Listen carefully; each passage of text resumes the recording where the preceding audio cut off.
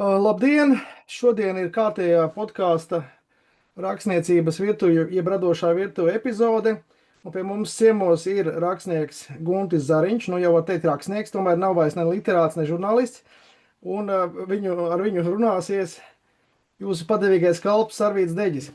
Man tas pirmais jautājums ir, ņemot vērā, ka mēs ar tevi esam tā, nu, kā lai pasaka, garām slīdot pazīstam gadus 30, kopš neatkarīgo tukuma ziņu un kopš tukuma ziņotāju laikiem, kad mēs strādājam paralēlos laikrakstos.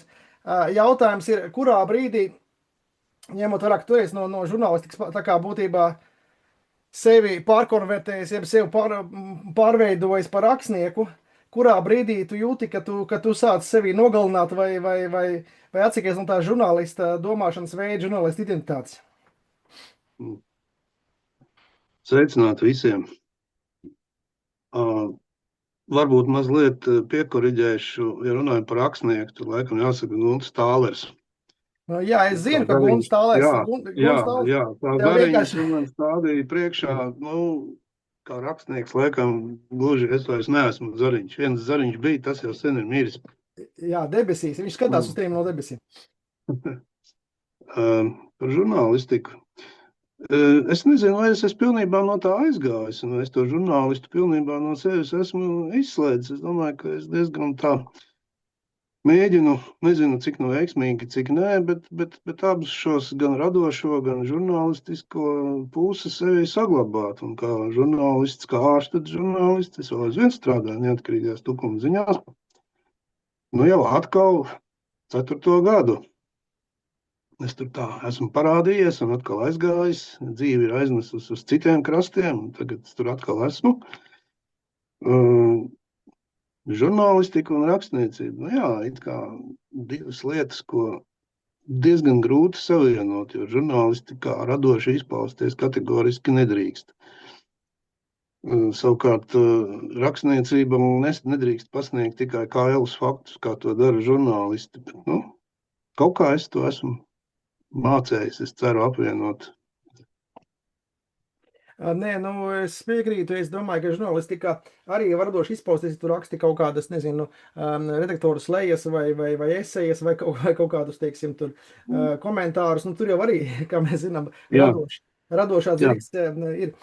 Bet tad jautājums ir, kurā brīdī tie, kas pirmo reizi skatās interviju ar tevi, kurā brīdī piedzima pseidonīms Tālers, jo tas ir tomēr arī tāds hercogistis laika naudas vienība, 16. vai 17. gadsimts, un kurā brīdī tas piedzima?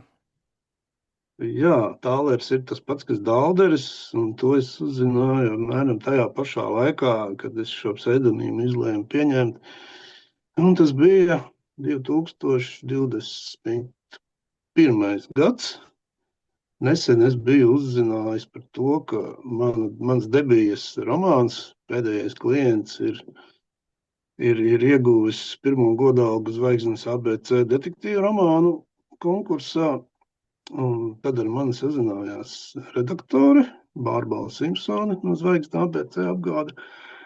Un teica, ka pēc iepazīšanās un pēc apsveikuma vārdiem teica, ka vajadzētu rakstnieka kungam padomāt par kādu pseidonīmu, jo Guntis Zariņš, kā mēs zinām, kā tu teici, jau kādu laiku sēž uz mākoņu maliņas un noskatās uz šeit notiekošajiem procesiem. Un turklāt tik mazā valstī kā Latvija, nebūtu laikam gluži labi, ka divi pilnīgi identiski vārdi un uzvārdi rakstniecībā figurē. Un tad es sāku to pseidonīmu par viņu domāt un meklēt. Tas bija diezgan mokoši un ilgi un nāca pavisam nejauši. Es mazliet interesējos par viduslaiku vēsturi. Lasīju, es pat neatceros, kas tas bija par darbu, ko es lasīju, un tad es pamanīju šo vārdu Tālers. Man kaut kā pēkšņi viņš iepatikās. Tas arī viss. Es pavaicāju redaktorei, un kā viņai patīk Tālers, viņai nekāda iebilduma nebija. Tu lasīji Rutku tēva romānu vai ko? Kurā tu atradi? Nē, tas bija kaut kāds resurss internetā. Manuprāt, vai tik tas nebija saistīts ar leģendām par svēto grālu, ko tad daži entuziasti ir mēģinājuši meklēt Latvijā, un tad pazibēja šī valūta viduslaika. Nu, jā, bet man jautājums ir, ņemot vērā, ka tomēr visi zvaigznes ABC paspārnē esošie autori tomēr tiecās uz literatūras eksporta liela daļa, uz to, ka tavi darbi tiks tulkot dažādās Eiropas valodās. Tu esi arī domājis par to, kā Guntis Talers vai Talers skanēs starptautiskā arēnā, nu, ka tavu romānu attiecīgi ies. Īpaši pie tā piedomājis es neesmu, jo nav arī pārliecības, ka kāds man tulkos. Bet es domāju, ka skanēs tīri labi, jo pats vārds jau ir eiropeisks izcelsmes. Tas nav latvisks vārds. Latvieši viņu pārlatviskoja, nosaucot par dalderi. Nu, labi, nu tad tu man sākumā arī ieminējies, pirms mēs nebijām izslēguši ierakstu, ka tu esi tā kā emigrējis šobrīd no Tukuma laukā uz Tukuma novada, es tā saprotu, ja? Jā, Kur tu šobrīd dzīvo, kuri tavs radošais patvērums? Es dzīvoju vietā, ko kādreiz latvieši nosaucot pieminēja arī vārdu svētā. Lestenē tātad. Un pa mana kabineta logu var redzēt memoriālu, un mazliet pa labi arī Lestenes baznīca, tepat 200 metrus tālāk. Un no otra loga redzu Muižas parku, vieta ir ļoti skaista, klusa. Man šeit patīk. Šeit ir pietiekami liela apartamenta, lai varētu atļauties arī sev radošo telpu, ko nevarēja atļauties Tukumā. Nu, ņemot vērā, kādas tagad ir īpašuma cenas, nu, tad vienistabas kambarīti pret 3 istabu dzīvokli apmainīt varēja tikai dodoties uz laukiem. Mēs ilgi nedomājam, tādu lēmumu pieņēmām vienbalsīgi ģimenē. Mums patīk lauka. Jā, īpaši, ka sunim arī ir, kur izkrādīties, vai ne, pa sniegu izvārtīties. Tieši tā, skaisti. Nu, labi, bet tu tomēr arī esi izcelies ar to, ka tu vāc saviem stāstiem, romāniem tādus neparastus sižetus, neparastas detaļas, dažādas spēka vietas, burju vietas, senvietas, visur, kur lien alās un mežos, un kur tik tu nelien slīkšņās. Jautājums ir, nu, tad tās ekspedīcijas, tad kā tev šobrīd, tu esi piebremzējis, vai tu šobrīd aktīvi joprojām turpini šīs Latvijas izzināšanas ekspedīcijas? Nu, šobrīd es esmu piebremzējis. Pirmkārt, tāpēc, ka laika apstākļi mums pamatīgi barga ziema bija, kas Latvijā sen nebija redzēta, tāda ilgstoša un pamatīga sala, kad nekur nekādas īpašās ekspedīcijas rīkot nevar. Bet es domāju, ka vasarā es kaut kur atkal aizdošos uz kādu interesantu vietu. Nu, jāsaka, bieži vien tās ekspedīcijas pat nav bijušas tādas apzinātas. Bet, piemēram, pēdējais tas romāns Papārdes, viņš netapa kaut kādas apzinātas ekspedīcijas rezultātā. Tas bija posms pirms Covida, kad es apstākļu sagadīšanās dēļ pāris sezonas strādāju kā jaunaudžu kopējs mežā, un tad es pilnīgi nejauši Tukuma novadā nonācu tādā vietā, kas man pamudināja, ierosināja manu fantāziju. Un tad es sāku izpētīt to apkārtni un atradu dažas vietas, kas ir aprakstītas romānā, un tā tas pilnīgi nejauši sākās. Tā kā nevienmēr šīs ekspedīcijas ir bijušas tāda kaut kāda konkrēta mērķa vai pat vispār ekspedīcijas, tad tādas. Bieži vien arī nejaušības. Man vectēvs stāstīja, ka viņam esot bijis vienreiz, kad viņam sāka galvā skanēt kaut kāda balss, kas viņu izsauc ārā, ka viņš vienā kreklā, tur, es nezinu, bez kurpēm kaut kur skrējis, un tad viņu dzinuši kaut kāds 10-20 kilometrus tā balss, kamēr beigās, nu, tā kā norimus, bet viņš pilnīgi nonāca tās balss varā, ja. Nu, tas būtībā varētu teikt, ka es ticētu, ka tas būtu rakstnieks vai glaznotājs, ja, bet nevis teiksim, vienkārši fabriks, teiksim, brigadieris, jā, bet viņam tāds gadījums. Tev arī ir bijis, ka tev kaut kāda balss pilnīgi sauc, aicina uz kādu vietu? Nē, tāda lieta kā balsis galvā dzirdējis tā kā neesmu, bet kaut kādi tādi kā signāli, kā iekšējas sajūtas, brīžiem aicinošas, brīžiem tieši otrādi, kaut ko aizliedzošas, tādas ir. Es viņus respektēju, jo es esmu pārliecinājies, ka tie nejaušie impulsi ir reizēm ļoti svarīgi. Es pat reizēm, teiksim, vairs nebrīnos, ka Tukumā dzīvojot, braucot no punkta A uz B, es pēkšņi saprotu, ka es braucu nevis pa taisnāko ceļu, bet pavisam kaut kāda cilpas un līkums taisu. Es to uztveru, ka tā tam jābūt, jo acīm redzot, ir bijis kaut kāds šis impulss, kas man varbūt ir pasargājis no kaut kā, kas varētu notikt, ja es pa šo ceļu brauktu. Tādi gadījumi man dzīvē ir bijuši daudzi, bet es to nesaucu par balsīm, jo tie nav ne kaut kādi konkrēti vārdi, ne Tā ir frāzes. sabat intuīcija kaut kāda, jā, tieks nojausma. Visticamāk, intuīcija, jā. Un viena no šīm sajūtām arī es papārdēs esmu atļāvies aprakstīt par šo sajūtu atrodoties mežā. Starp citu, to ir aprakstījis arī Ralfs Kokins savos Vilkaču nostāstos. Mežā es vienmēr esmu jūties ļoti labi jau no bērnības. Man nekad nav vajadzējis ne kompasu, ne navigāciju, jo tas viss kaut kur iekšā ir man galvā. Es tikai vienreiz mūžā jaunībā esmu apmaldījies. Es vienmēr esmu pratis atrast izēju no meža un jūties, kā savās mājās. Tu saki, runā par Āžu kalnu vai par kur vietu runā? Es runāju par to vietu, ko esmu aprakstījis papārdēs. Tas nav gluži pie Āžu kalna. Tas ir vairāk uz jūras pusi, tur, teiksim tā, uz apšciem pusi varētu tā teikt. Un arī kopjot jaunaudzes, klausoties mūziku austiņās, es tur visu dienu esmu pavadījis, un vakarā ir tāds patīkams nogurums, es vēl apsēžos uz kritušu koka, uzēdu launagu, iedzeru pēdējo kafiju un tagad došos uz mašīnu, un tad pēkšņi tā sajūta uzkrīt tā kā es nezinu kas, kaut kas tāds tumšs, ja, kad pilnīgi tu jūti, ka tur tālāk egļu biezoknī kaut kas it kā stāv uz tevi skatās, un, maigi izsakoties, tā ir labvēlīgākajā noskaņojumā. Kad, tas signāls ir tāds, ka te ir jāņem kājas par pleciem un ātri attaisās prom. Tas bija apšciem pusē, jā, un tad skolas gados vienreiz kaut ko līdzīgu es arī jūtu Āžu kalnu apkaimē. Tad, kad es pēc tam izlasīju Kokina darbu par Kurzemes Vilkačiem, jā, tad es sapratu, ka viņš iespējams savā jaunībā ir jūtis kaut ko līdzīgu tajā pašā vai līdzīgā vietā. Labi, bet es izlasīju tavu stāstu krājumu to nemierīgās dvēseles, un tur bija gan vadātāji, gan dažādi citas parādības, un jāteic, es tiešām tam noticēju, man likās ļoti, tā, ka tu mistiski izvadā pa tām šermuļu notikumiem to lasītāju. Es labprāt, man patīk tev ļauties, kā autoram šajā darbā, bet tu tā vairāk, es saprotu, tādā tīrā šausmu žanrā tu neesi plānojis iet, jo Linda Nemieri, kas te bija pie manas podkāstā, viņa teica, ka viņa esot vienu šausmu romānu uzrakstījis. Te varētu varbūt garam plaši debatēt par to, kas īsti ir šausmu romāns un kam ir jābūt, lai tas būtu šausmu romāns, klasiskais. Detektīvu žanrā es varētu nolasīt lekciju par to, kas ir klasiskais detektīvs un kādi tur kanoni jāievēro. Jā, bet mums jau šodien nav lekcijas diena. Bet kas attiecās uz šausmām, es vienkārši cenšos atbildēt uz jautājumu. Vai es taisos rakstīt šausmu žanrā? Man pat īsti nav skaidrs, kas ir šausmu žanrs. Vai tas ir tas, kur kaut kāds maniaks skraida ar motorzāģi pa mežu un galīgi nost nabaga sēņotājs?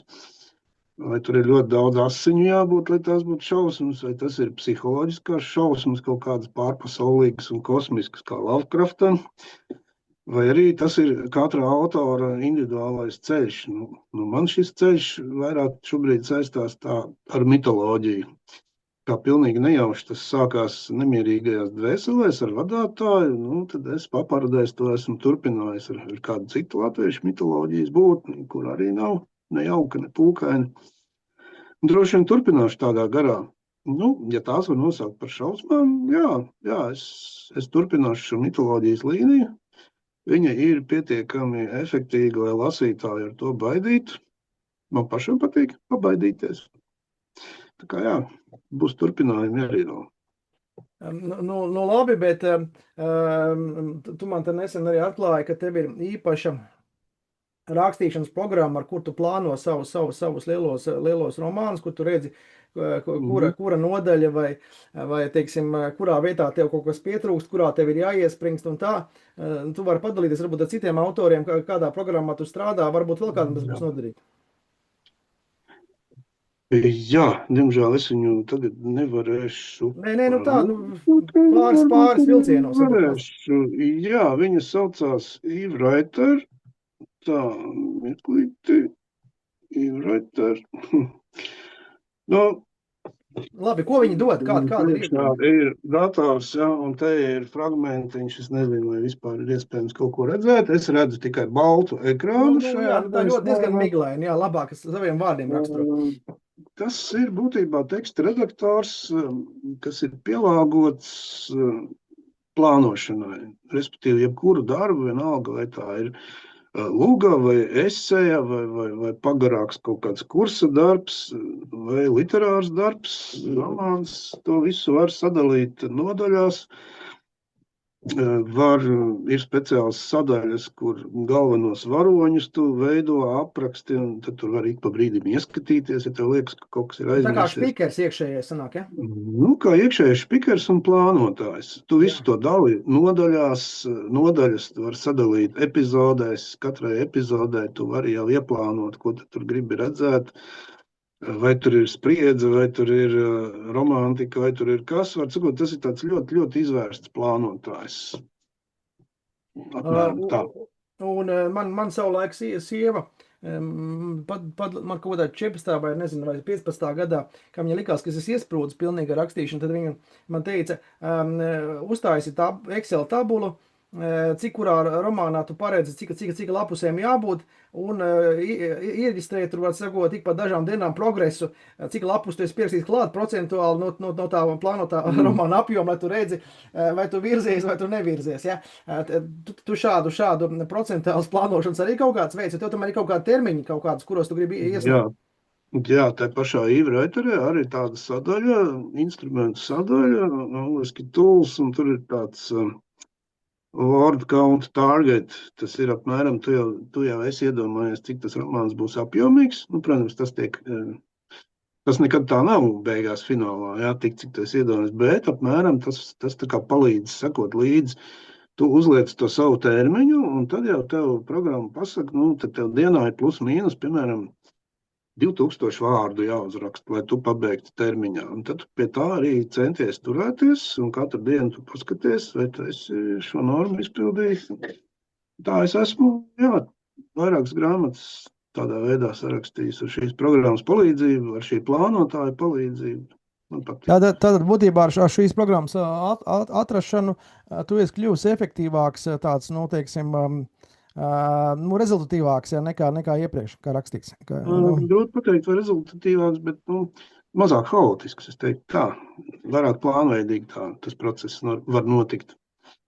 Nu, labi, bet kā tu sev paslavēji? Nu, tu izpildi to dienas normu vai nedēļas normu, tu sev paslavēji, ar ko tu aizbrauc uz Kukulu Elizabeti, kādu kūciņu paņem ar kafiju, ar jumtiņu vai kā tu sevi, nu, tomēr jau svarīgi arī sevi mazliet tā kā apbalvot, vai ne? Nu, teiksim, ja mēs mīlam sevi tomēr arī, kā radošs cilvēks. Labākais apbalvojums ir apziņa, ka tu esi to savu darbiņu izdarījis. Kas saka, vēl vienu ķeksīti var pielikt tev virzībā. Nu, ja nedēļa bijusi grūta, neatsaku sev pudeli vīna vai kādas vakariņas, piemēram, copē, jeb saucamajā pankūku rogā rideļos. Bet tā es sevi tā baigi neaizraujos ar slavēšanu. Man jau tā ir liekais svars, kur nu vēl kukula un visas pārējās izvērtības. Nu, labi. Man te pirms kaut kādiem gadiem, es neatceros, kā lai pasaka, nezinu, tas bija kaut kāds 5 vai vairāk gadus atpakaļ. Arno Jūns, Rakstnieku savienības šefs, vaicāja, vai ir jēga no tā, ka tev Facebookā ir sava rakstnieka lapa. Viņš to prasīja man, tāpēc, ka es jau biju kaut kādus gadus 5, 6 viņu darbinājis. Šobrīd man ir pār 1300 arī sekotājiem, kas kaut ko paskatās un tā. Un toreiz es viņam teicu, nu, ja tu esi gatavs regulāri pie tā piestrādāt, tad var taisīt. Es saku, bet tā jau tev, tas negarantē ne vairāk, ka tev vairāk grāmatas lasīs, vai vairāk pirks, vai vairāk aiznāks bibliotekā. Nu, rakstnieku lapa ir vienkārši tava pārstāvniecība Facebookā. Kā tu esi novērojis, kā tev rakstnieku lapa strādā, nestrādā, vai tu gūst kaut kādas lasītāju atsauksmes no tā? Rakstnieku lapa ir vajadzīga. Tā pirmkārt ir tava vizītkarte. Tas ir pirmais.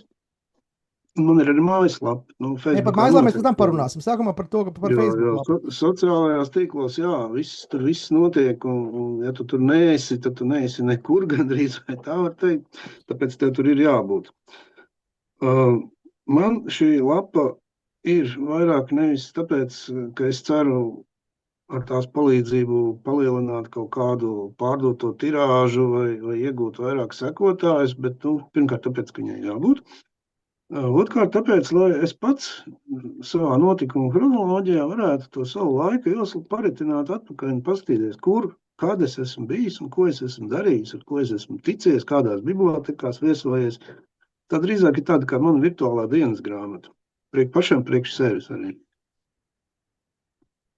Bet vai šāda lapa palīdzētu palielināt pārdoto grāmatu skaitu, kaut kādu pozitīvu ietekmi, protams, tas dod.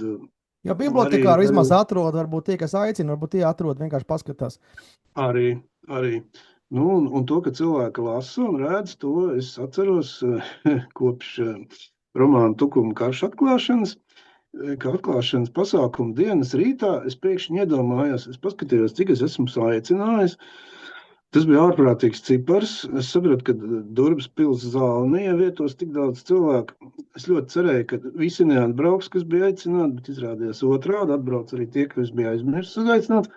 Un tad es padomāju par to, ak Dievs, ja visi šie 120 cilvēki tagad ieradīsies ar puķēm, kur es viņus likšu? Un tad es izmitīgi Apbērs nevar puķiem, apraks puķēs. Apraks puķēs kā nelaiķi. Un es izmisumā ierakstīju, ka puķu vietā drīkst arī kafiju.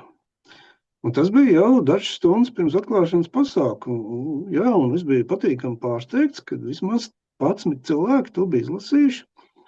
Un jā, es tiku pie ievērojama kafijas daudzuma. Bet, no puķu kalniem tas neizglāb. Bet tad es sapratu, ka, kad ir šī saikne, ka cilvēki lasa, nevienmēr viņš tur uzspiedīs to īkšķīt, to laiku vai padalīsies, bet redzēs un izlasīs viņš būs.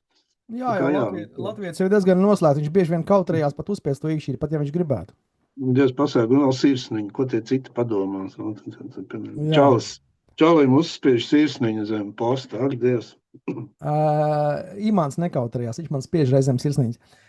Es arī nekautrējos, jo es zinu, ka sirsniņā tīri algoritms viņu uztver kā spēcīgāku, un tad raksts paliek labāk redzams. Labi, jautājums ir par to, kurā brīdī tu saprati, ka to savu detektīvu aģentūru darbinās tālāk, un ka viņi būs tā kā caurvīja tēli tā kā no romāna uz romānu. Es tiešām teikšu atklāti, es neesmu lasījis to pēdējais klients un tā, bet es saprotu, ka tev šī trijotne tagad pārceļās no romāna uz romānu.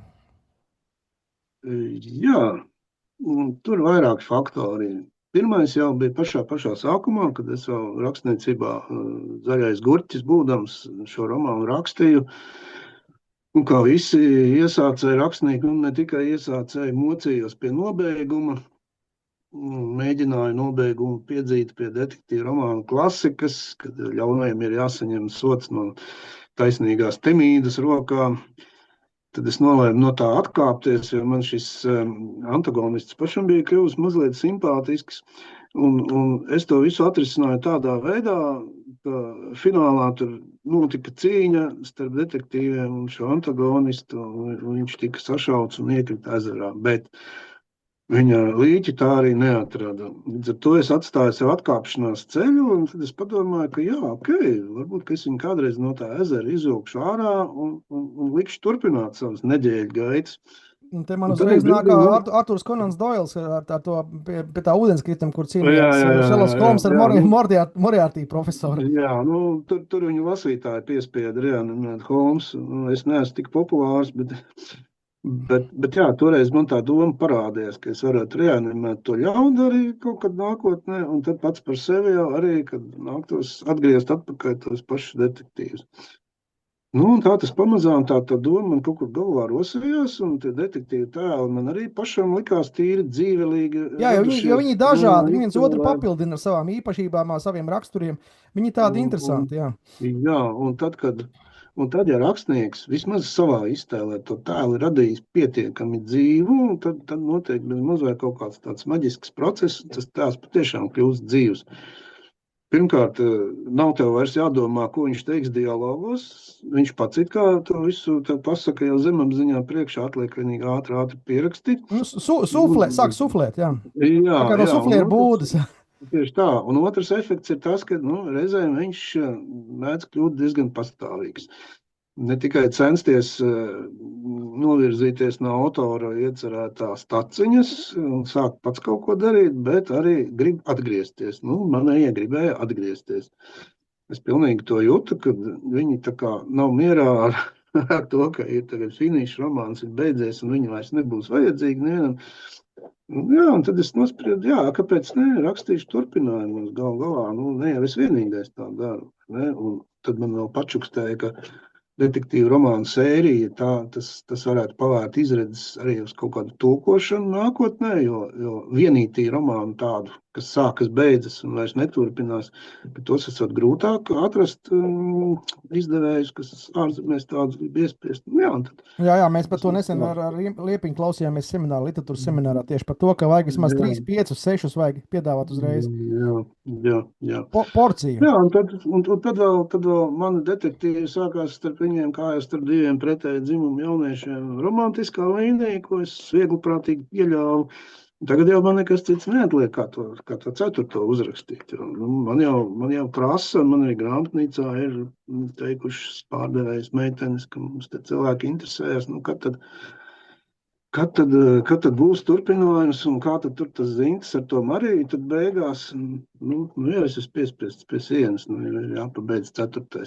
Labi, man ir jautājums tāds, ka, ņemot vērā, ka es paskatījos mazliet tavu to laika joslu, cik tu gadā bibliotekās un citur viesojies, tad jautājums, tas jau tomēr arī ir liels enerģijas laika, nervu patēriņš arī, tad būtībā tas viss ir atņemts no literatūrai, ja? Jautājums ir vai tu spēj vienlīdz intensīvi rakstīt nākamo romānu, strādāt pie viņa, ja tev ir tik ļoti daudz, ka vairākas uzstāšanās mēnesī, teiksim, tur nezinu, 4 vai cik uzstāšanās mēnesī. Tāda reiz laikam bija tikai viena, ka tik daudz saskrēja man, bet, patiesībā gandrīz katru mēnesi es kaut kur braucu. Tagad svētdien es došos uz Jaunsautu pagastu, pēc tam uz Kandavu nākamajā nedēļā. Tad kā redzēs, kā būs tālāk, bet, protams. Bet rakstniekam tā pašā laikā ir jāsaprot, ka viņam ir jāiet pie tā lasītāja, jo lasītājs grib to dzīvo rakstnieku redzēt. Un to parāda arī pēc tam dzīvo klasiķi.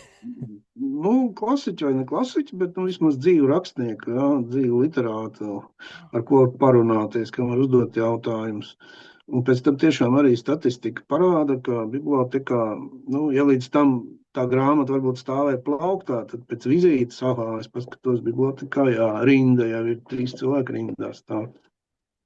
Tas arī rakstniekam dod kādu tīri praktisku labumu pēc tam, kad par publisko patapinājumu viņam rēķina atlīdzību. Tā kā šī braukšana uz bibliotekām ir ne tikai svarīga kā tēla veidošana, bet arī tīri praktiskā nozīmē. Labi, bet no tiem bibliotekā sastaptiem lasītājiem varbūt arī viens daļa tavi fani, no viņiem tev ir arī kaut kādi beta lasītāji, kuri tev konsultē jau rakstīšanas gaitā, vai tu nevienam nesūti kaut kādas iesāktās nodaļas, nepabeigtos fragmentus un tā? Nē. Lasītājiem es gan neko nesūtu. Es dodu izlasīt savai sievai, bet tad, kad es esmu pabeidzis. Tikai tad. Nākamā pēc viņas, kas lasa, ir jau redaktori.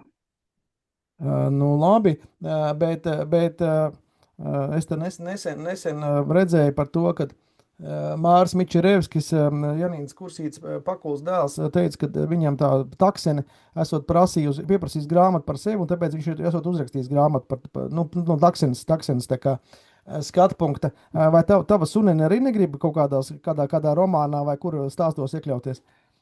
Vienā stāstā viņai ir tikusi. Iznāca es tagad plauktā skatos un neredzu, diemžēl nav tās grāmatas pie manis, kaut kur esmu nogrūdis vienīgo eksemplāru. Iznāca latviešu rakstnieku Suņu stāsti. Jā. Apgādā zvaigznes ABC. Nu jā, un tad Es redzēju viņai tādu arī grāmatiņu, jā. jā, viens Pirms pāris stāstīns. gadiem kaut kur. Jā, viens stāstīns viņai tur ir. Pagaidām vairāk nekā nav. Nu jā, man ir Imants atsūtījis tavu lielo bībeli, ja tu redzi. Sakot, Tukuma karš ar tām daudzajām lapusēm. Es arī sācu lasīt. Smaga grāmata, smaga. Jā, smaga. Ar šo grāmatu var nosist cilvēku, bet es viņu noteikti izlasīšu. Un es sāku lasīt, man ļoti patīk tur tie nodaļu pieteikumi, tie paskaidrojušie teksti, tie, kas var sakot, ievelk tajā tādā kinematogrāfiskajā, tādā tukuma miesta vidē. No kā tu iespaidojies šo grāmatu veidot, jo tomēr šeit ir mazliet cits stils, cita intonācija, nekā tu parasti veido šos detektīvu romānus. Un es arī zinu tās leģendas par to, kad it kā tur pie Durbas pilī tur pagrabos kādi tur 5. gada revolucionāri turēti, tad tur nedod Dievs kāds vēl tur ir grūzis no tilta lejā, tu zini tos tukuma nostāsts. Ja? Un tev tas viss nācās pārbaudīt, ja? Bet kā tu vispār piegāji, jo tukuma karš uz 700 lapusēm, tas ir tā nopietni. Jā, mazliet sanāca, bet es nedomāju, ka tā bija kaut kāda grafomānijas lēkme, kas man bija uznākusi. Es zināju, ka viņš būs pamatīgs ķieģelis, jā, ja foliants, kā man redaktori teica. Bet es apzināti to pieļauju, jo es gribēju literārā veidā parādīt visu, kas tajās dienās notika. Bet es nevarēju sākt ar to, ka tur, piemēram, 28. novembra vakarā, jā, tur čaļi, kas sevi dēvē par revolucionāriem, uzklupa nabagi ebreji, ja tai aplaupīja, viņi sākās apšaude ar armijas patruņu, un tā sākās revolūcija. Negribējās sākt no šāda punkta. Man gribējās iesildīt to lasītāju, ievest viņu tai tukuma gaisotnē, iepazīstināt ar cilvēkiem, kas tajos laikos dzīvoja. Un 80 vārdi un uzvārdi, kas šai grāmatā ir lasām, viņi tiešām ir dzīvojuši. Līdz ar to jau Tukuma muzejs tev palīdzējis arī, saprot, arī ar muzejs Agradzeņa pētījumu es izmantoju. Tad es lasīju arī visus tos materiālus, ko viņš bija izmantojis, jo es gribēju pats to visu tā kā caur savu smadzeņu filtru tos pirmotus izlaist, lai pats sajustu to gaisotni. Ļoti daudz literatūras ir izlasīts, un arī šie uzvārdi visi ir ņemti no tā laikmeta liecībām. Tā skaitā arī no tiesvedību materiāliem, kur viņi ir saukti pie apsūdzības šie cilvēki. Var sakot, es gribēju ievest maksimāli lasītāju tā laika tukuma gaisotnē, kā te bija, kā izskatījās, kādi bija cilvēki, kā viņi dzīvoja, kā ģērbās, ko ēda, cik saņēma algā, cik viņiem dzīve izmaksāja. Līdz ar to mēs nonācam arī pie tā, kāpēc tad viņi bija tik dusmīgi un ņēma ieročus rokās. Jo valdīja patiesībā ārkārtīgi nabadzība. Cilvēki dzīvoja no rokas mutē, strādādami 12-14 stundas dienā, arī sestdienas, bez brīvdienām, bez atvaļinājumiem, bez jebkādām izredzēm uz labāku nākotni. Lai to lasītājs visi izjustu, man aizgāja, man liekas, ka vairāk kā 1/3 pirmā. Ja. Tikai tad varēja sākt attīstīt jau pašas tos revolūcijas notikumus. Protams, man gribējās arī, lai būtu maksimāli interesanti, lai lasītājs redzētu gandrīz visu, kas notika. Tāpēc man vajadzēja īpašu varoni. Tādu, kas varēja būt klāt un redzēt visu. Tas nemaz nebija tik vienkārši. Man vajadzēja atrast cilvēku, kurš nevis 16 stundas, tur, piemēram, Zēberga iesala fabrikā stiepja maisus. Man vajadzēja cilvēku puslīdz brīvu, puslīdz intelektuālu, kas saprastu, kas notiek, tādu, kuram uzticas. Pie naudas, pie amata un tā. Tādu, kam uzticas gan apakšslāņi, gan augšslāņi. Tā es pilnīgi tādu izmisīgu pārdomu rezultātā nonācu pie domas, ka ļoti labs būtu jauns intelektuāls čalis, kas grib studēt juristos, juridiskajā fakultātē, kļūt par advokātu, bet tagad viņš piepelnās kā kurjeris. Un papildus tirgo vēl to, ko šodien saukt par zālīti. Tajos laikos arī cilvēkiem piemīt dažādi netikumi, turklāt tas nemaz nebija tik krimināli. Tas bija atļauts, principā, es saprotu, puslīdz atļauts. Nebija aizliegts, teiksim tā. Un līdz ar to ar visām šīm savām izrīcībām viņš varēja atrasties visur, kur viņš bija kurjers. Viņš varēja ieiet arī Durbas pilī, jo viņš bija kurjers, viņš tur nesa pasūtījumus, viņš varēja komunicēt gan ar bagātiem, gan ar nabagiem. Viņa cienīja, viņiem uzticējās. Sakot, atkal, jā, šī galvenā varoņa radīšana jau man paņēma diezgan laika un arī romānā diezgan daudz vietas. Tad, kad es izdomāju savā vieglu prātībā tur iepīt romantiskās lietas. Grāfieni Ģenovē, jā. Grāfieni, jā. Un tad es brīnos, kā es tiku cauri ar 700 lapusēm. Bet tu vari rakstīt otro daļu vēl uz 700 lapusēm. Vispār, jā, man jau tas galvenais varonis arī tāds nemierīgs, kurš labprāt gribētu vēl padarboties, bet es nezinu. Man pat ir prasījuši arī cilvēki, vai tad tiešām nebūs otrā daļa. Jo 6. gadā, kā zināms, gāja vēl trakāk nekā 5. Jā, bija atkārtot nemieri. Soda ekspedīcijas, meža brāļi, mūža dedzināšana ziemā sākās. Patiesībā šī bija tikai tāda prelūdija.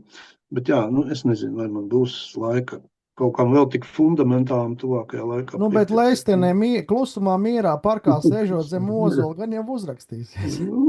Par ozolu parkā nezinu, bet ir projekti, kas ir jāpabeidz. Labi, stāsti, kas tev tagad briest, kas tev ir jānodod izdevniecībā, teiksim, nezinu, šī pavasarī vai kā, vai pirmajā pusgadā? Šobrīd aktuāls man ir 4. romāns, tā detektīva romāna sērijā. Man ir jātiek galā ar galveno varoņu romantiskajām jūtām. Ir pat zināms, kā viņš sauksies, vai vēl nav zināms, kas sauksies? Pagātnes rēgi ir darba nosaukums. Jā. Iespējams, viņš tiks mainīts, bet pieļauju, ka varētu tā arī palikt. Jā, un tad man ir jāpabeidz paplašinātais pēcvārds, jāsakārto tam pašam Tukuma karam, bet šoreiz tās būs dokumentālo stāstu, tāds, kā dokumentāls esejs, varētu teikt. Daļa no viņām ir publicētas neatkarīgajās Tukuma ziņās, turpinājumos visa gada garumā, pagājušajā gadu par godu 5. gada apaļā jubilejā. Tas man prasīs kādu laiku sakārtot šo visu izdošanai. Tad vēl ir tādas ieceres par Tukuma senāko vēsturi, mazliet uzrakstīt kaut ko izklaidējošu, arī mazliet vēsturis. Melnazara teiksma par liktenīgo mīlestību. Nē, tur būs mazliet vairāk par vilkačiem un tādu tipu leģendu. Jā, es Melnazara teiksmu gribēju savu laiku uzrakstīt, bet godīgi teikšu, man sanāca tik romantiski, ka es pēc tam to gabalu iznīcināju. Vienkārši man sanāca tā, ka cik salkani, ka es nevienam nevarēju to rādīt. Ja pats autors to atzīst, patiešām. Jā, bet kā tu domā, ko parasti lasītāji nesaprot no mūsu radošās virtuves?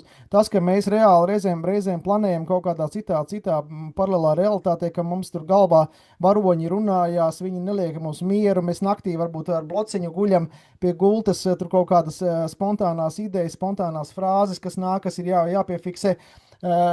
Es nezinu, vienkārši, kāda ir tā, tomēr mēs esam tāda rakstniecība, zinām, mērā ziedošanās, jo tā dzīve nav vairs tāda, kā bija, kad bija vienkārši normāls cilvēks, normāls žurnālists, kas atnāca 5 mājās un aizmirsa darbu, ja? Normāls žurnālists, man liekas, tā nemaz nevar atļauties izdarīt. Veciem padomu laikiem, kad varēja. Bet... Jā, protams, tas mainīja dzīvi. Tad, kad tas notika, es saprotu, ka tas ir tieši tas, ko es esmu gribējis.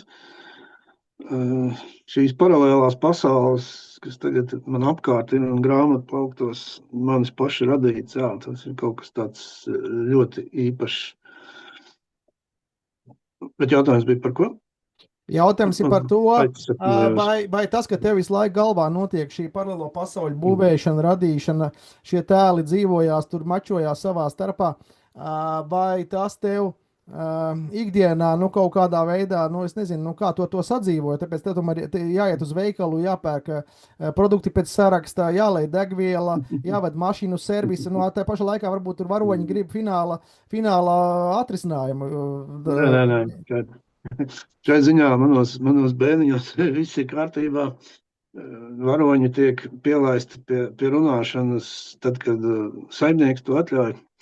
Man neviens neiejaucās no viņiem manos iepirkumos vai degvielas liešanas procesā. Nē. Es esmu iemācījies to visu nodalīt.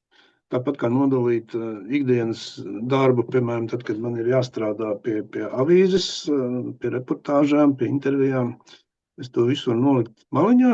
Piemēram, dienas pirmā puse līdz kādiem 3:30 tiek pavadīta ikdienas lietām. Tad ir, kā spāņi saka, siesta, maza atpūtiņa vai pat miegs kādu stundu. Tad ar tīru galvu vakar pusē es mierīgi varu ļaut tiem maniem iedomu tēliem sākt darboties. Kaut kā tā. Tas sanāk, ka tev tāpat kā man radošās stundas ir tomēr vakars, nevis kad pie daļtūras strādā vakaros. Jā, tā ir.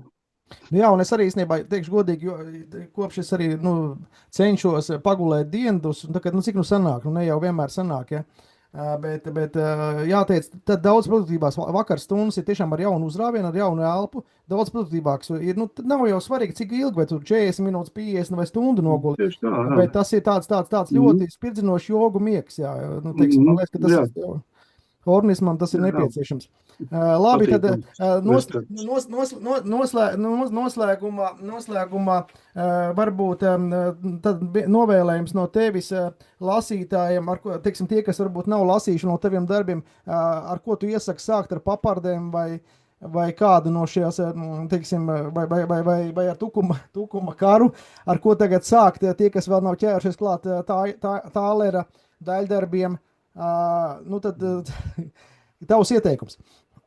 Mans ieteikums, jā, man ir grūti kaut ko ieteikt. Es rakstu tomēr tie dažādi žanri, kaut gan visur man tur tas mazliet detektīvs vijās cauri, gan nemierīgi, gan dvēselē, un patiesībā arī tukuma karā ir šie detektīvi elementi, jo kā tad mans kurjers, galvenais varonis tajā visā iepinās, tad, kad lasīs, tu redzēs, kā tur viņam gāja, ka pie viņa ieradās impērijas slepeno dienestu pārstāvi, kas viņu diezgan rupjā veidā mēģināja savērvēt, un viņam bija jāpilda piespiedu kārtā viņa uzdevumi, tad arī tur parādās šis kriminālais un detektīva elements.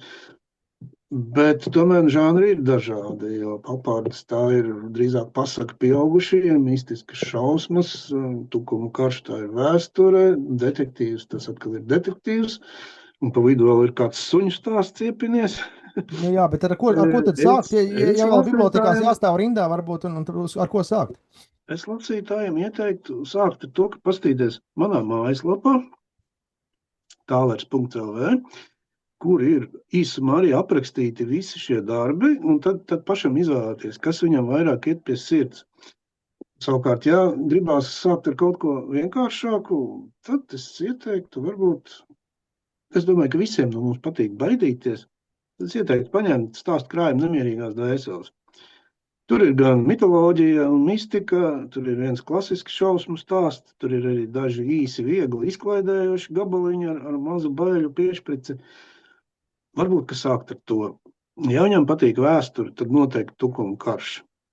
Viņam patīk mītiskas šausmas un mazliet erotikas, tad jaunākais papardes. Jā, labi, tad noslēgumā mums ir tas formātā tā, ka pēdējais ir mana anekdote par autoru. Es esmu uzrakstījis vairākas. Tev jānosauc cipars no 1 līdz 5.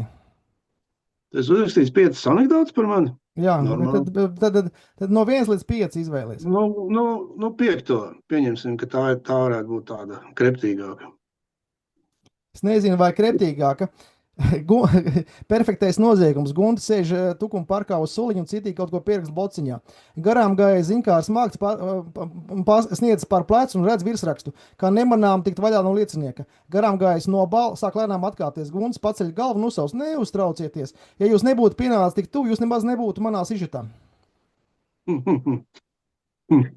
Labi. Paldies. Labi, tas tā humorīgi. Īsākot, paldies šodien rakstniecības virtuvē viesojās Guntis Tālers, alias Zariņš žurnālistikas darbā, bet Tālers tomēr tas ir jau ir spēka vārds. Lasiet, cieniet, mīliet Tāleru, un arī tie, kam patīk mūsu epizodes, piesakojiet, abonējiet manu kanālu. Paldies! Visu labu! Paldies! Visu labu!